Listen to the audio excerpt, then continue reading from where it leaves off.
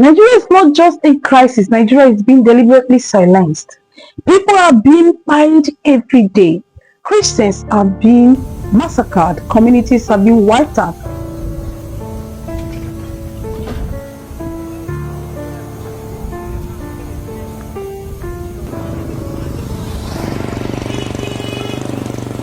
So this is where we buried the mass bed that we did because of resources.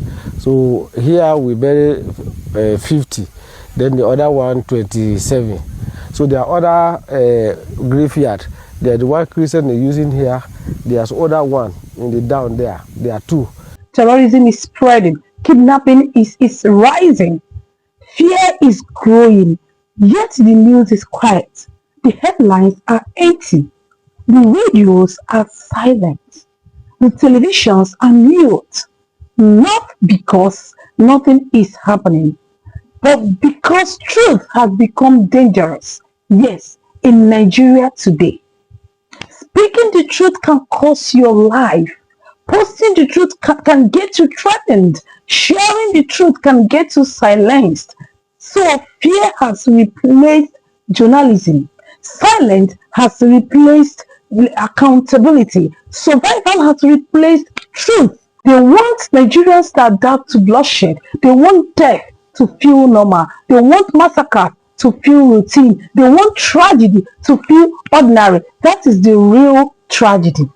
Thank God it wasn't a Nigerian voice this time. I'm going to say it if no one else will. Nigeria is the most failed country on the planet. Last night, over 200 civilians were murdered in the northern part of the country by armed gunmen who just invaded a village and killed everyone in it. All of the civilians, all of the children, all of the women just got shot dead. The people moved from house to house and just started shooting them.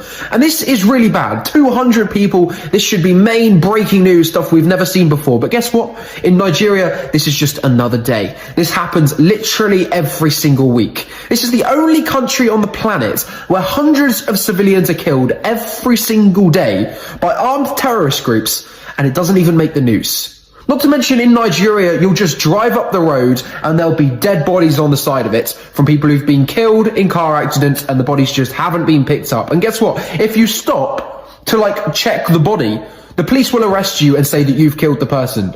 Everyone in Nigeria knows it. It's the most failed country on the planet. The best thing anyone in Nigeria ever dreams of is leaving and going to a different country. That is everyone in Nigeria's dream, is to leave Nigeria, and everyone knows it.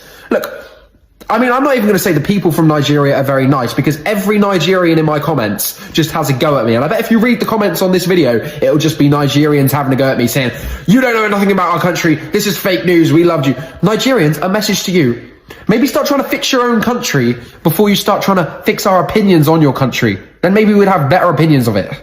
Hundreds of people. Thank God it was a British man, an outsider, a foreigner, someone they can't easily silence.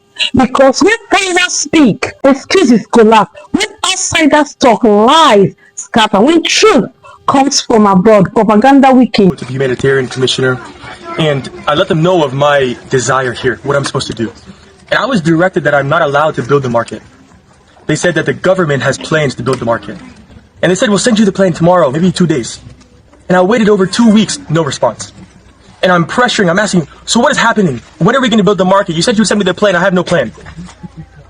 And they sent me a video of a 300 million plan for a market in Yawara.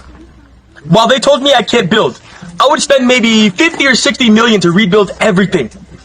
And they would consider a 300 million market here in Yawara. I said, what market in any village or town is there that is worth 300 million in Nigeria? Not one. Zero. Even in cities, which city has 300 million market? Very few. And I said I would not partake in this.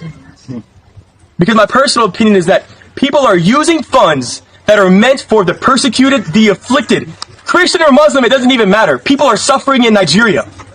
And funds are supposed to be reaching those people to help them, to rebuild, to give food, to give aid, to do all these things. And the money that's meant for them is not making it to them. And so there needs to be purity within funds and within the government to do things in faith, to do things openly, to have accountability for what is being spent. The world already knows the truth is not hidden. It is only suppressed locally. Our leaders live in a different Nigeria, a Nigeria of convoys, a Nigeria of sirens, a Nigeria of armed escorts, a Nigeria of secured estates, a Nigeria of protected families, while ordinary Nigerians live in hunger, fear, and uncertainty. Two realities, two Nigerians, one protected, one abandoned, and yet people still proudly support this system, still defend this government, still campaign for this leadership, not because Nigeria is safer, not because lives are protected, not because insecurity has reduced, not because the economy works, but because it benefits them personally. They support access, not governance. They support proximity to power, not service. Yes, they support coalition, not competence. They support advantage, not people. We are promised peace. We were promised protection. We were promised stability. We were promised a better life. What we got was fear. What we got was hunger.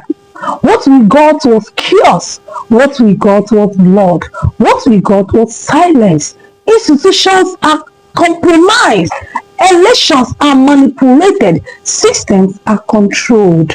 Media is pressured.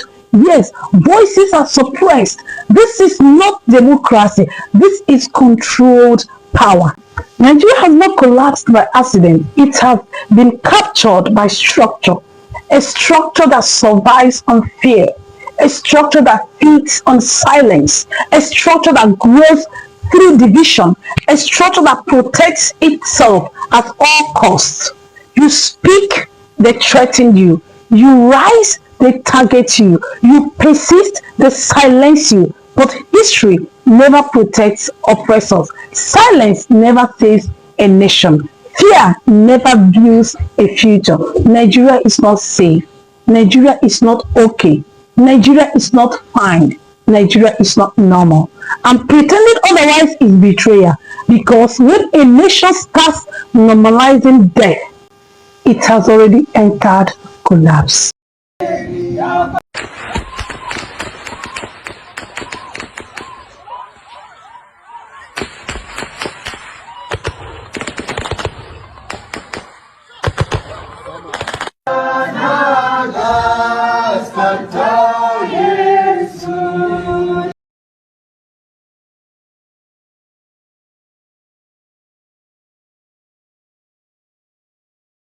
I rest my case.